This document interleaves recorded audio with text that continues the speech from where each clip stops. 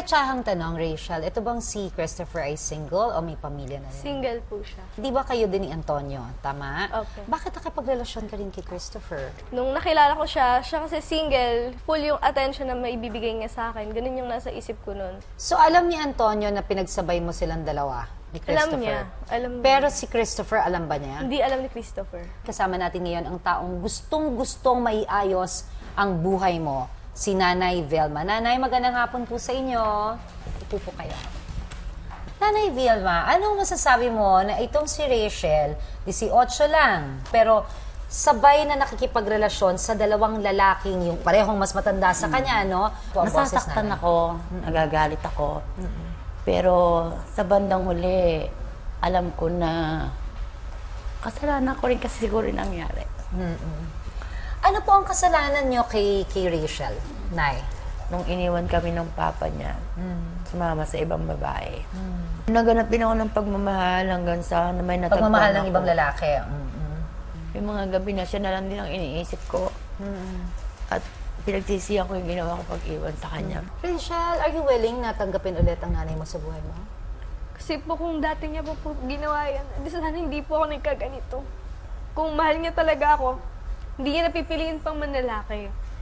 Kahit lumayo ako na dito kay ilang oras, ulang araw na hindi kita iniisip. Sana yung mga oras na yun, dapat bumalik ka na sa akin kagad eh.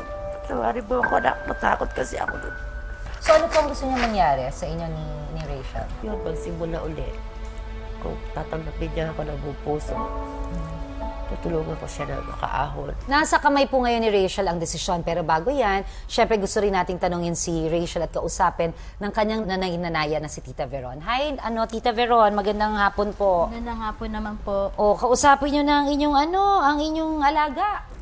Rachel, sana ituwid mo na yung buhay mo. Kasi nakakahiya na rin sa mga tao. Tsaka para na rin sa iyo yun. Dalaga ka na. Tsaka sana sa isang lalaki ka na lang pumirmi. Rachel, ngayon kasi nabubulagan ka ng pagre-rebelde mo. Pero dahil dyan, nababastos mo ang iyong sarili, anak ha. Hindi mo nababastos ang magulang mo, ang nanay mo. Matutunan mong respetuhin yung pagkababae mo, anak. So Rachel, ano na ang desisyon mo? Maaari bang kausapin mo na ang nanay Vilma mo? Opo.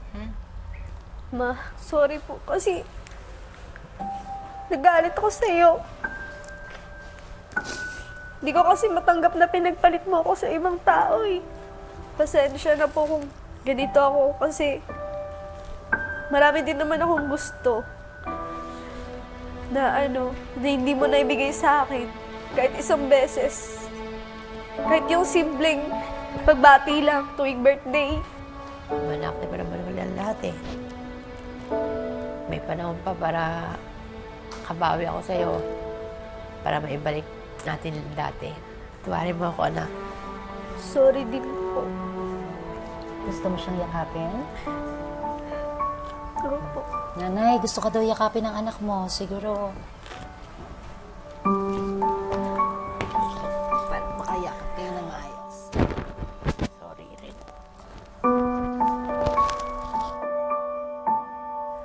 Sorry.